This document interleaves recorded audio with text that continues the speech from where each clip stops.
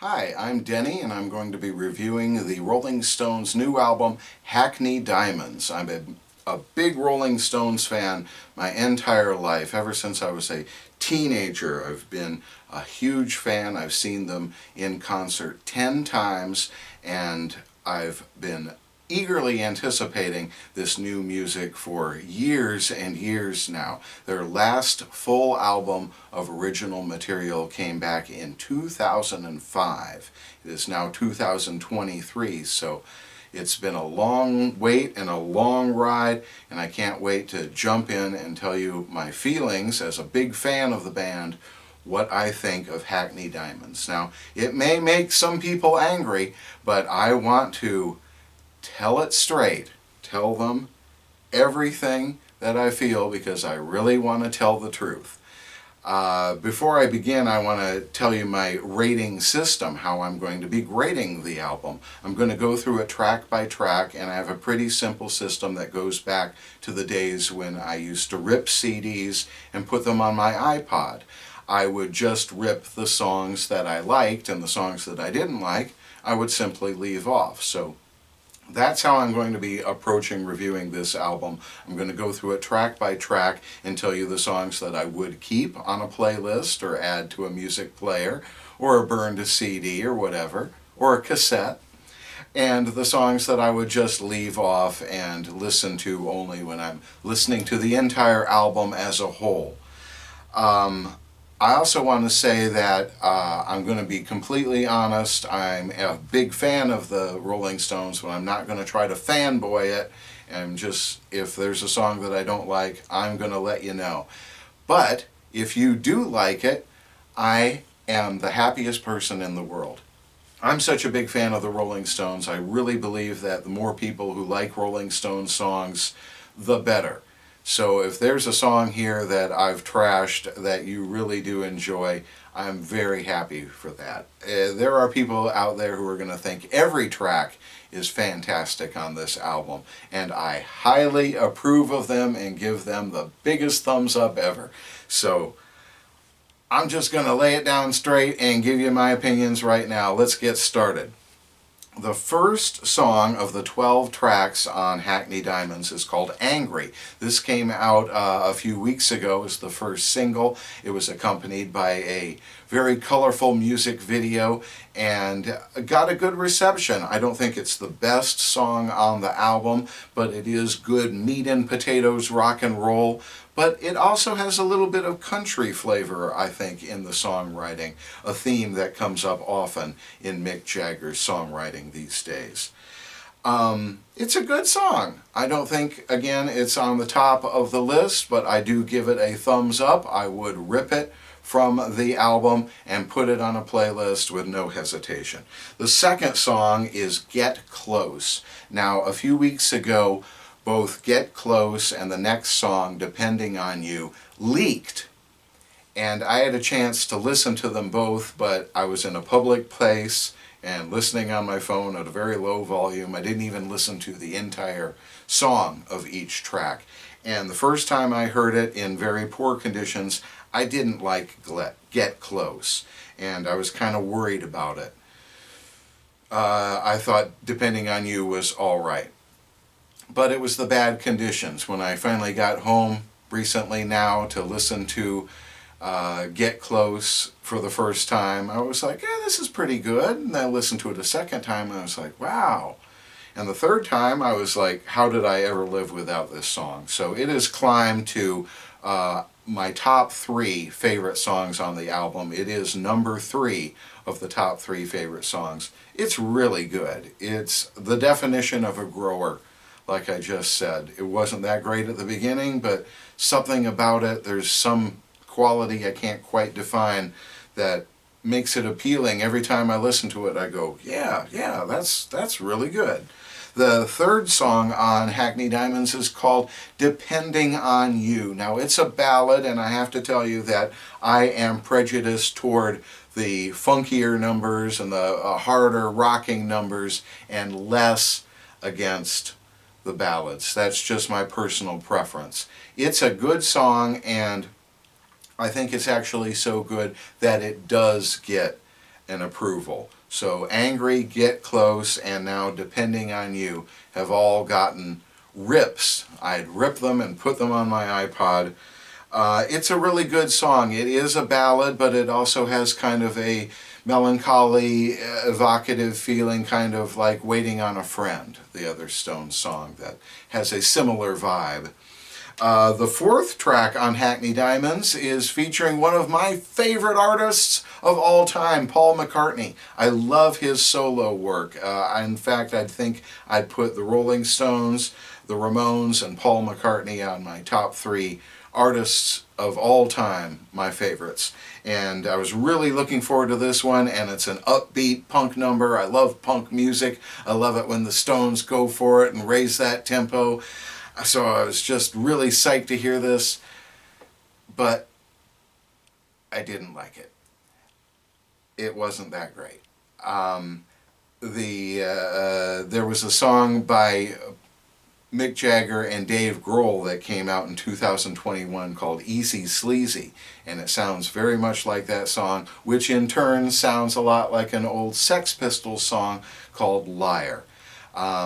I'm glad that they went for it and had that energy. Having a collaboration with Paul McCartney is fantastic, but it was not the song for me, so I have to give that a skip. The fifth song on Hackney Diamonds is called Whole Wide World, and it is a very poppy song. It's a very modern sounding song, and I have to tell you with all honesty, I loved it.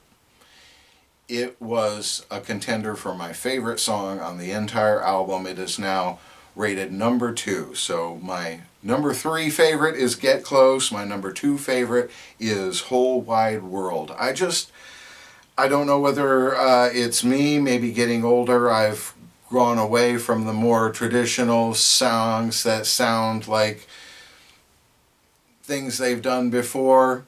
Even though I like it, I like to see and hear them exploring new territory, and to me this worked. I really enjoyed the song, the vibe.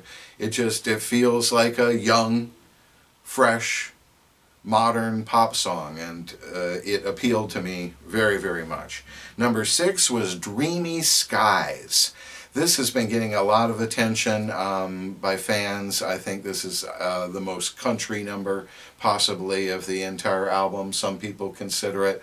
I didn't like it. I think it was something very similar to a song that they had on their album, It's Only Rock and Roll. The song was called Short and Curlies, and to me this song is just so reminiscent of Short and Curlies that I can't stop hearing the other song in my head when I listen to this one. So people who have not heard Short and Curlies or are not as uptight as I am to let it bother them may enjoy the song very much, and if they do, along with Bite My Head Off, I really hope they do, and I'm very glad that they do.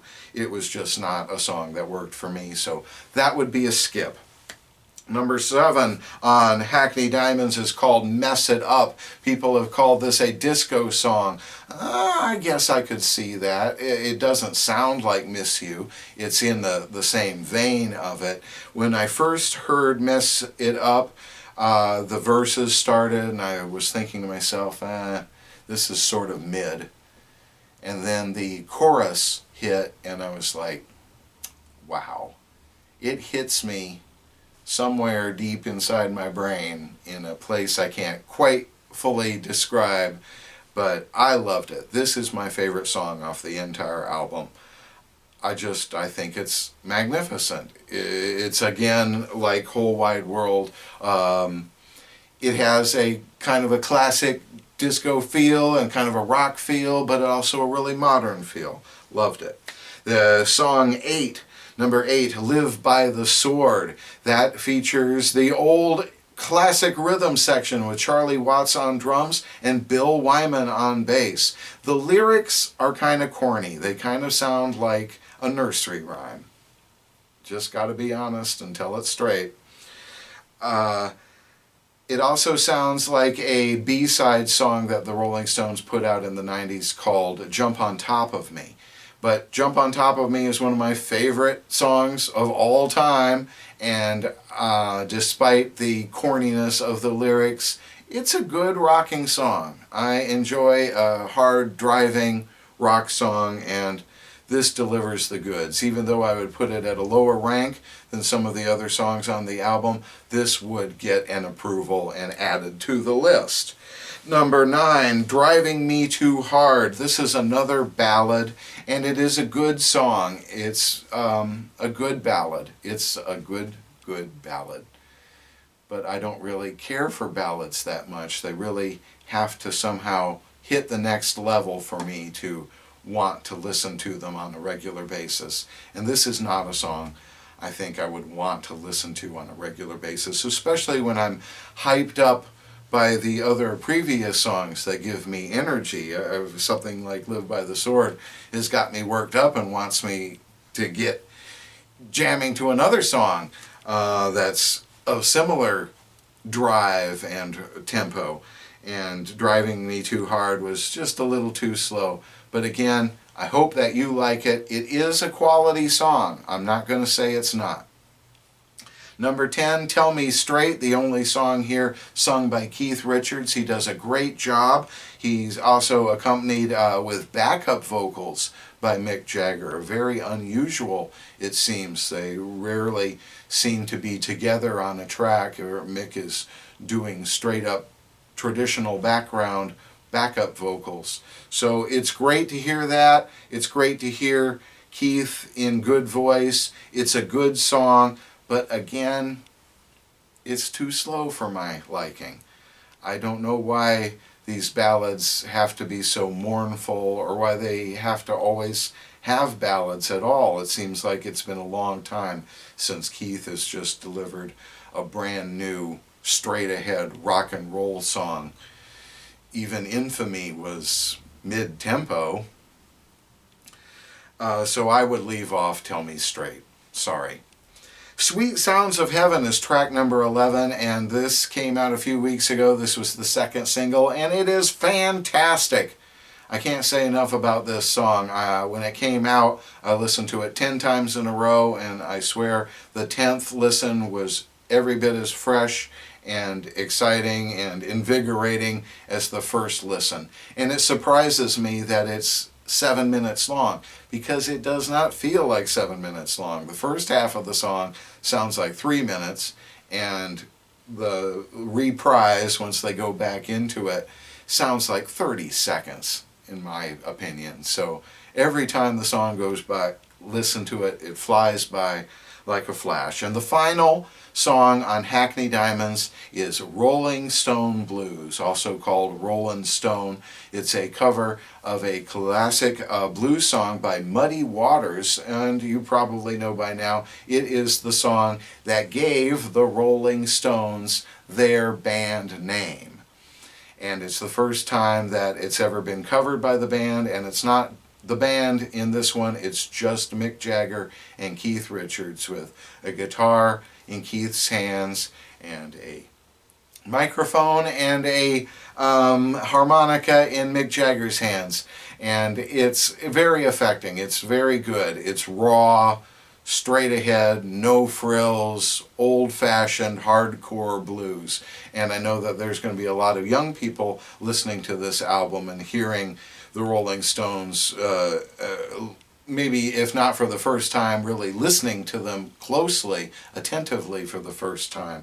And for a lot of people, it may be their first exposure to hardcore blues. And you really couldn't get it from a better source, because these guys are now actual old blues musicians.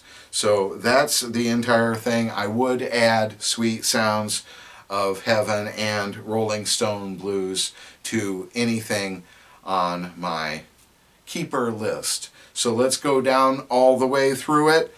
It eventually comes out to 8 songs that I would keep and 4 songs that I would leave off. and that comes out to, on a scale of 1 to 10, 6.5. Now if I said the new Rolling Stones album is a 6.5 out of 10, that kind of sounds like a negative review, you know. 8 out of 10, 9 out of 10, 10 out of 10, those are reviews that really rave about the album. A 6 out of 5 sounds like it's it's just that there are fewer tracks than Rolling Stones albums have been in the last couple of times, and I'm happy with the album. I'm happy that they put it out and that they're doing anything at all. My goodness. They are in their elder years, and there are bands that are 10, 20, 30 years younger than the Rolling Stones who aren't putting out any music at all. So you gotta hand it to them, not just for being alive, but for sticking together and then coming out with something of such high quality. It does sound good. It is, even the songs I didn't like are listenable, and there are people out there I know already who do like those songs.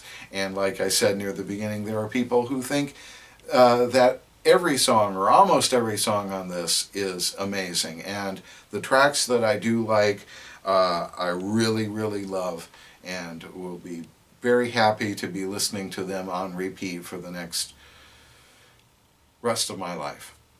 So my favorites on the album in a ranking order are Mess It Up, Whole Wide World, Get Close, Sweet Sounds of Heaven, Angry, Live by the Sword, Depending on You, and Rolling Stone Blues. I hope that you'll get a chance to hear the album, make up your own mind. Thank you very much for spending your time watching this, because you had everything else in the world to possibly do and you watched this, so I'm very, very grateful. Thank you.